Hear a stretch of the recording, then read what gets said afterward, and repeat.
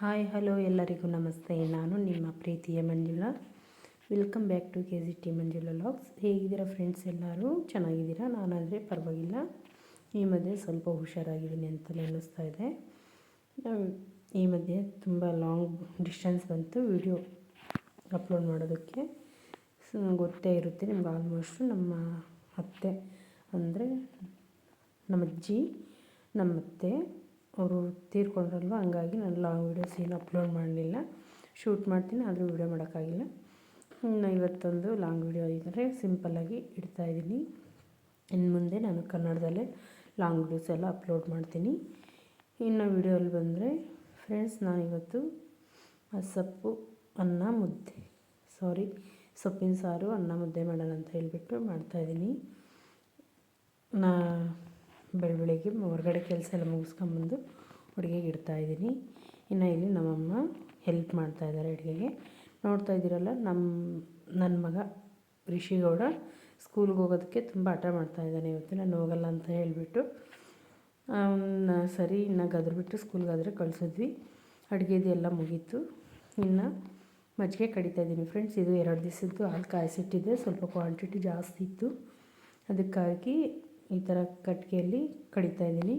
Actually ನಾವು ಇಷ್ಟಕ್ಕೆ ಮುಂಚೆ ಎಲ್ಲ ನಾವು ಇದೇ ಥರ ಕಡಿತಾಯಿದ್ವಿ ನಮ್ಮ ಮನೇಲಿ ಮಜ್ಜಿಗೆನ. ಇಷ್ಟಕ್ಕೆ ಮುಂಚೆ ನಾವೆಲ್ಲ ಡೈರಿಗೆಲ್ಲ ಹಾಕ್ತಾಯಿರಲಿಲ್ಲ.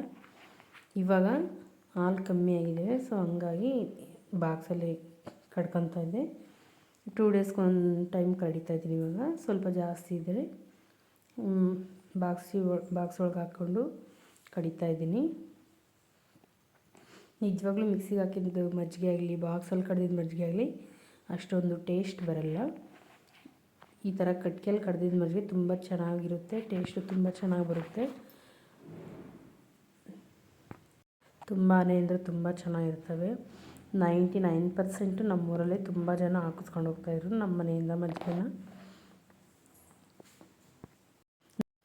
ನಮ್ಮ ಮನೆಯಲ್ಲಿ ಡೈರಿಗೆ ಹಾಕೋದಕ್ಕಾಗಲಿ ಮಾರೋದಕ್ಕಾಗಲಿ ಇಷ್ಟಪಡ್ತಾ ಇರಲಿಲ್ಲ. ಯಾಕಂದರೆ ನಾವು ತುಪ್ಪ ಜಾಸ್ತಿ ಮಾರ್ತೀವಲ್ವ, ಹಂಗಾಗಿ ನಾವು ಹಾಲನ್ನು ಜಾಸ್ತಿ ಮಾರಲ್ಲ.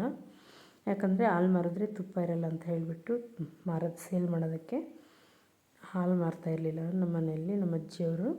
ಇನ್ನು ನಾನು ಅದೇ ಥರನೇ ಬರ್ತಾಯಿದ್ದೆ. ಇನ್ಮೇಲೆ ನಾನು ಹಾಲನ್ನು ಮಾಡ್ಬೇಕು ಅಂದ್ಕೊತಿದ್ದೀನಿ. ಪ್ರೆಸೆಂಟ್ ಆದರೆ 1 ಟೈಮ್ ಕರಿತಾ ಇದೆಯಲ್ವ ಎಮ್ಮೆ, ಸೊ ಹಂಗಾಗಿ ತುಪ್ಪ ಎಲ್ಲ ಕಮ್ಮಿ ಆಗಿದೆ. ನಿಜವಾಗ್ಲೂ ಫ್ರೆಂಡ್ಸ್, ಮಜ್ಜಿಗೆ ಕಡಿಬೋದು, ಬಟ್ ಅದನ್ನು ಸಾಕರಿ ಮಾಡೋದಕ್ಕೆ ತುಂಬ ಕಷ್ಟ ಆಗುತ್ತೆ. ಯಾಕೆ ಗೊತ್ತಾ, ನಾವೇನೇ ಕೆಲಸ ಮಾಡ್ತಿರಲಿ, ಊಟ ಮಾಡ್ತಿರಲಿ, ಮುದ್ದೆ ಮಾಡ್ತಿರಲಿ, ವಾಶ್ರೂಮ್ಗೆ ಹೋಗಲಿ, ನಮಗೆ ಮಜ್ಜಿಗೆ ಹಾಕಿ ಬನ್ನಿರಿ, ನಮಗೆ ಟೈಮ್ ಆಗುತ್ತೆ, ನಾವು ಹೋಗ್ಬೇಕು ಅಂತ ಹೇಳ್ತಾರೆ. ನಮಗೆ ಎಷ್ಟು ತೊಂದರೆ ಆಗುತ್ತೆ ಅಂತ ಮಾತ್ರ ನೋಡಲ್ಲ ಯಾರೂ, ಬೇರೆಯವರು. ಪ್ರತಿಯೊಬ್ಬರು ಅಷ್ಟೇ, ಅವ್ರು ಬಂದ ತಕ್ಷಣ ಹಾಕ್ಬಿಟ್ಟು ಕಳಿಸ್ಬಿಡ್ಬೇಕು. ನನಗಾದರೆ ಅನ್ನಿಸ್ತಾಯಿತ್ತು ನಮ್ಮ ಮನೇಲಿ ಯಾಕಪ್ಪ ಈ ಮಜ್ಜಿಗೆ ಮಾಡ್ತಾರೆ ಅಂತ. ಆದರೂ ಸರಿ, ಯಾವತ್ತೂ ಬೇಜಾರು ಇಟ್ಕೊಂಡಿಲ್ಲ, ಹಾಕ್ತಾಯಿದ್ವಿ. ಇನ್ನು ಮತ್ತೆ ಮಜ್ಜಿಗೆ ಕಡ್ದಿದ್ದಾಯಿತು ಆಲ್ರೆಡಿ 1 ಟೈಮು.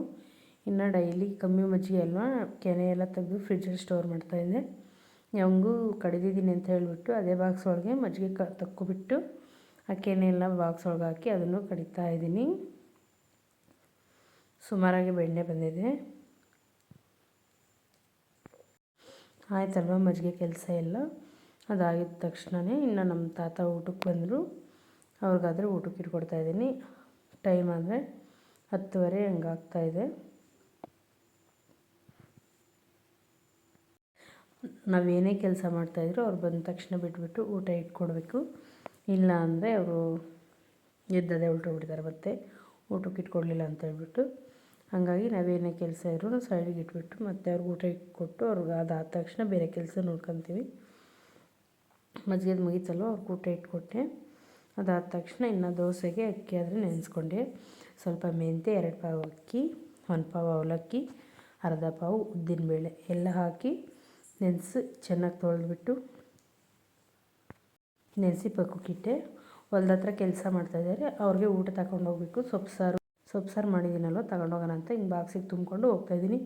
ಇದು ಫ್ರೆಂಡ್ಸ್ ಈ ನನ್ನ small long video. Okay friends, ಇಷ್ಟ ಆದರೆ ಎಲ್ಲರೂ ಲೈಕ್ ಮಾಡಿ, ಶೇರ್ ಮಾಡಿ, ತಪ್ಪದೆ ಸಬ್ಸ್ಕ್ರೈಬ್ ಮಾಡಿ.